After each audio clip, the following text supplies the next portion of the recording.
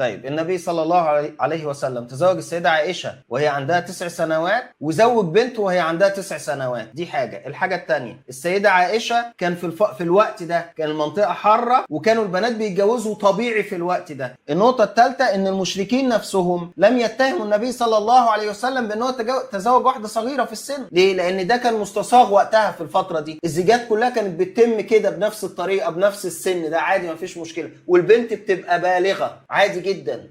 9 سنين. طبعا 9 سنين. انت عندك بنات في افريقيا بيبقوا اصغر بنت بلغت عندها 6 سنين. ايه رايك؟ والكلام ده مراجع علميه هي اللي بتقول كده. الرد طبعا طويل ممكن نستفيد فيه اكتر من كده، بس السؤال بقى دلوقتي، ايه رايك في اللي عنده 94 سنه اتجوز واحده عندها 12 سنه؟ اتفضل.